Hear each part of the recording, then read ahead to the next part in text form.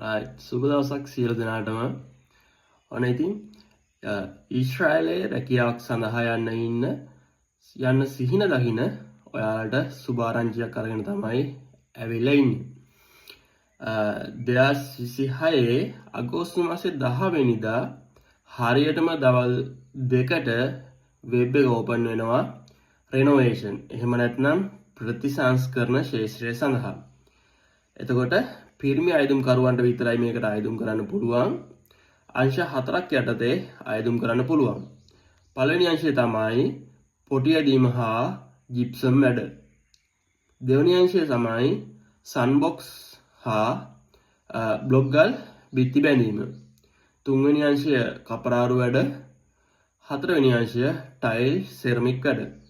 එතකොට මේ අංශ 4ට එක් අංශයකට 3000 ගානේ අයදුම්කරුවන් 12000කට අයදුම් කරන්න අවස්ථාව තියෙනවා. විශේෂයෙන්ම ඉංග්‍රීසි භාෂාව පිළිබඳ දැනුම අඩු ඔයාලට හොඳ අවස්ථාවක් තමයි මේ රෙනෝවේෂන් කියන කැටගරිය යටතේ ඇප්ලයි කරන එක. ඉංග්‍රීසි භාෂාව අවශ්‍ය නැහැ නෙවෙයි, සාමාන්‍ය අදහස් වමාරු කර ගැනීමේ හැකියාවක් තිබුණනම් ප්‍රමාණවත්. අපි එතකොට බලමු මොනවාද මේකට ඔයාට ඇප්ලයි කරන්න අවශ්‍ය කරන සුදුසුකම් කියලා. පළවෙනි එක තමයි ඔයා ළඟ වළංගු විදේශ ගමන් බලපත්‍රයක් තියෙන්න ඕනේ. දෙවෙනි කාරණාව ඔයා වයස අවුරුදු 25 45 අතර පිරිමි පුද්ගලයෙක් වෙන්න ඕන. මනා සෞඛ්‍ය තත්ත්වයෙන් යුතු පුද්ගලයෙක් වෙන්න ඕනේ. එතකොට ඔයා මේ මොන කැටගරියක යටතේ ඇප්ලයි කරත් ඒ ක්ෂේත්‍රයට අදාළව ඔයාට ස්කිල් එක තියෙන්න ඕනේ. ඒ කියන්නේ මේකෙදි ඊශ්‍රායලෙන් ඇවිල්ලා තමයි ඉන්ටර්විව් එක කරන්නේ. ඒ කට්ටිය ඉස්සරහා ඔයාට මේ වැඩ කරලා පෙන්නන්න වෙනවා. එහෙම නැත්නම් ඉන්ටර්විව් එක ෆේල් වෙනවා. හරිද? ඊට පස්සේ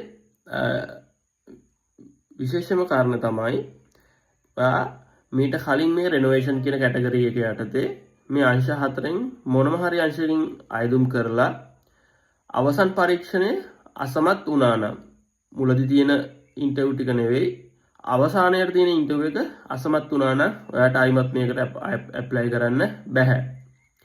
ඒ වගේම අනිත් විශේෂ කාරණේ තමයි ඔයා දැනට නිෂ්පාදන, රෙස්ටුරන්ට්, එහෙම නැත්නම් හෝටල් හා ආපනශාලා මේ මොනම හෝ කැටගරියක් යටතේ අයදුම් කරලා දැනට වෙබ් එක රැඳී ඉන්න කෙනෙක් වුණත්, එහෙම නැත්නම් අසමත් කෙනෙක් වුණත් අර දැනට වෙබ් එකේ තියෙන එක අයින් කරන්නේ නැතුව මේකට ඇප්ලයි කරන්න අවස්ථාව දීලා තිනවා.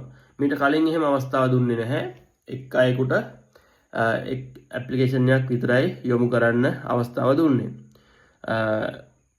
එතකොට 10 වසර දක්වා පාසල් අධ්‍යාපනය ලැබලා තියෙන්න ඕනේ. මීට කලින් ඊශ්‍රායලයේ සේවය නොකරපු කෙනෙක් වෙන්න ඕනේ. ඒ වගේම වාගේ බිරිඳ, දරුවන් කවුරුන් හෝ පවුල කෙනෙක් ඊශ්‍රායලයේ සේවය කරනවා නම් ඒ අයටත් ඇප්ලයි කරන්න බැහැ. හරිද? එහෙනම් මම හිතනවා සඳහන් කර යුතු කරුණු සියල්ලම කිව්වා කියලා. මොන හරි ගැටලුවක් තියෙනවා නම් පහලින් කමෙන්ට් කරන්න. ඒකට මම රිප්ලයි එකක් දාන්නම්.